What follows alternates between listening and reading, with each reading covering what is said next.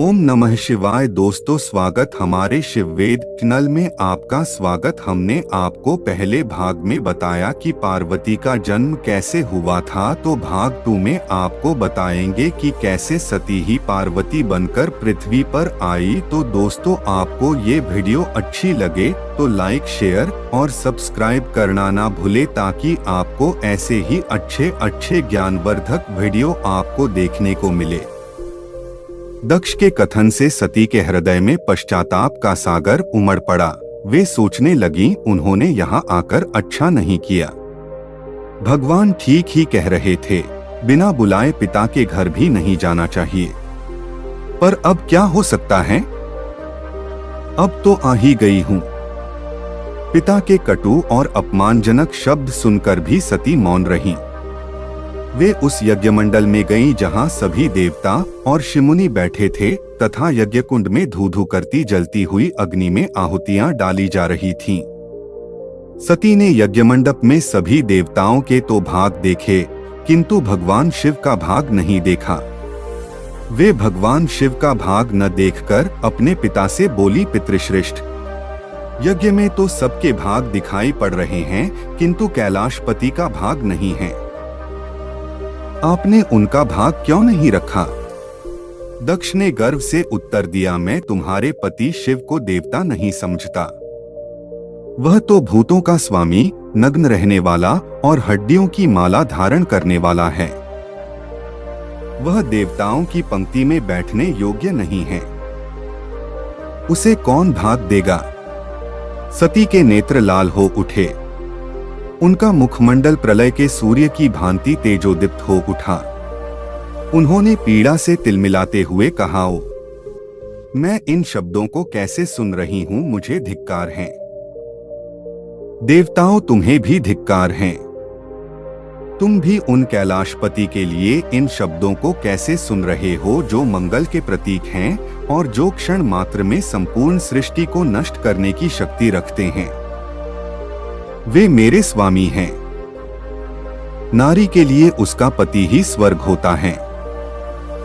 जो नारी अपने पति के लिए अपमानजनक शब्दों को सुनती है, उसे नरक में जाना पड़ता है। पृथ्वी सुनो, आकाश सुनो और देवताओं, तुम भी सुनो। मेरे पिता ने मेरे स्वामी का अपमान किया है। मैं अब एक क्षण भी जीवित रहना नहीं चाहती। सती अपने कथन को समाप्त करती हुई यज्ञमंडप में खलबली पैदा हो गई, हाहाकार मच गया। देवता उठकर खड़े हो गए। वीरभद्र क्रोध से कांप उठे। वे उछल-उछलकर यज्ञ का विध्वंस करने लगे।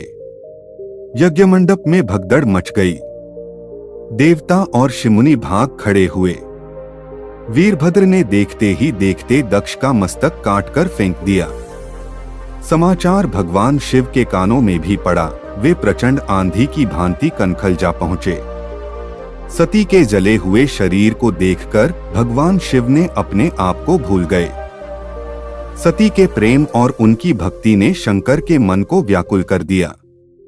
उन शंकर के मन को व्याकुल कर दिया जिन्होंने काम पर भी विजय प्राप्त की थी और जो सारी सृष्टि को नष्ट करने की क्षमता रखते थे।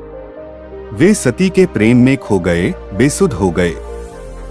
भगवान शिव ने उन्मत्त की भांति सती के जले हुए शरीर को कंधे पर रख लिया। वे सभी दिशाओं में भ्रमण करने लगे। शिव और सती के इस अलौकिक प्रेम को देखकर पृथ्वी रुक गई, हवा रुक गई, जल का प्रवाह ठहर गया और रुक गईं देवताओं की सांसें। सृष्टि व्याकुल हो उठी। सृष्टि के प्राणी पुकारने लगे, त्राहिमाम त्राहिमाम।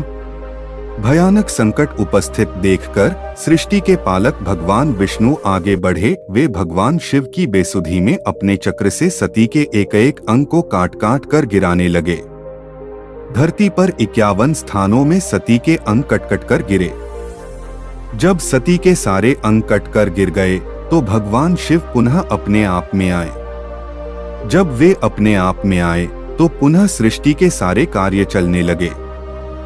धरती पर जिन 51 स्थानों में सती के अंग कट कर गिरे थे, वे ही स्थान आज शक्तिपीठ माने जाते हैं। आज भी उन स्थानों में सती का पूजन होता है उपासना होती है। धन्य था शिव और सती का प्रेम। शिव और सती के प्रेम ने उन्हें अमर और वंदनीय बना दिया। पार्वती के रूप में जन्म, बाद में सती के विरह में शंकर जी की दयनीय दशा हो गई। वे हर पल सती का ही ध्यान करते रहते और उन्हीं की चर्चा में व्यस्त रहते। उधर सती ने भी शरीर का त्याग करते समय संकल्प किया था कि मैं राजा हिमालय के यहाँ जन्म लेकर शंकर जी की अर्धांगिनी बनूं। अब जगदम्बा का संकल्प व्यर्थ होने से तो रहा। वे उचित समय पर राजा हिमालय की पत्नी मेनका के गर्भ में प्रविष्ट होकर उनकी कोख में से प्रकट हुई। पर्वतराज की पुत्री होने के कारण वे पार्वती कहलाईं। जब पार्वती बड़ी होकर सयानी हुई तो उनके माता पिता को अच्छा वर तलाश करने की चिंता सताने लगी। एक दिन अचानक देवर्षि नारद राजा हिमालय के महल में आ पहुंचे और पार्वती को देख कहने लगे कि इसका विवाह शंकर जी के साथ होना चाहिए और वे ही सभी दृष्टि से इसके योग्य हैं। पार्वती के माता पिता के आनंद का यह जानकर ठिकाना न रहा कि साक्षात जगन माता सती ही उनके यहाँ प्रकट हुई हैं। वे मन ही मन भाग्य को सराहने लगे। एक दिन अचानक भगवान शंकर सती के विरह में घूमते घूमते उसी प्रदेश में जा पहुँचे और पास ही के स्थान गंगावतरण में तपस्या करने लगे। जब हिमालय को इसकी जानकारी मिली तो वे पार्वती को लेकर शिवजी के पास गए। वहां राजा ने शिवजी से विनम्रता पूर्वक अपनी पुत्री को सेवा में ग्रहण करने की प्रार्थना की। शिवजी ने पहले तो आनाकानी की, किंतु पार्वती की भक्ति देखकर वे उनका आग्रह न टाल न सके। शिवजी से अनुमति मिलने के बाद तो पार्वती प्रतिदिन अपनी सखियों को साथ ले उनकी सेवा करने लगी। पार्वती हमेशा इस बात का सदा ध्यान रखती थीं कि शिवजी को किसी भी प्रकार का कष्ट न हो।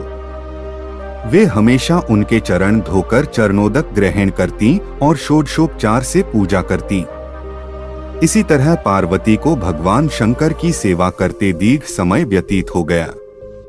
किंतु पार्वती जैसी सुंदर बाला से इस प्रकार एकांत में सेवा लेते रहने पर भी शंकर के मन में कभी विकार नहीं हुआ।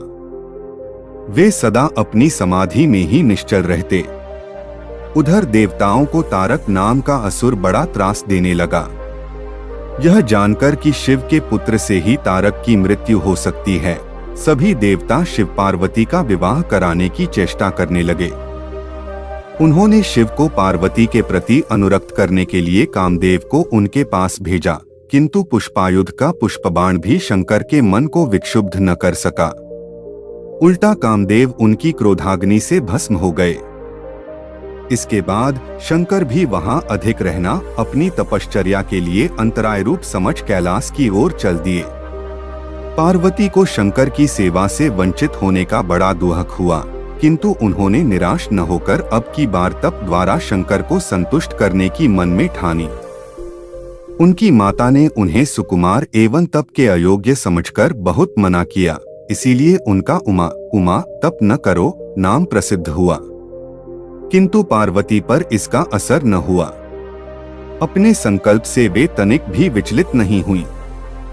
वे भी घर से निकल उसी शिखर पर तपस्या करने लगी जहां शिवजी ने तपस्या की थी। तभी से लोग उस शिखर को गौरी शिखर कहने लगे। वहां उन्होंने पहले वर्ष फलाहार से जीवन व्यतीत किया, दूसरे वर्ष वे पर्ण वृक्षों के पत्ते खाकर रहने लगी और फिर तो उन्होंने पर्ण का भी त्याग कर दिया और इसीलिए वे अपर्णा कहलाईं। इस प्रकार पार्वती ने 3000 वर्ष तक तपस्या की। उनकी कठोर तपस्या को देख ऋषिमुनि भी दंग रह गए। अंत में भगवान आशुतोष का आसन हिला। उन्होंने पार्वती की परीक्षा के लिए पहले सप्तर्षियों को भेजा और पीछे स्वयं वटुवेश धारण कर पार्वती की परीक्षा के निमित्त प्रस्थान किया। इस वीडियो को बोलते समय कोई भूल हुई हो तो क्षमा करें। उम्मीद है आप सभी को ये वीडियो अच्छी लगी हो तो लाइक शेयर और सब्सक्राइब करना ना भूले। धन्यवाद।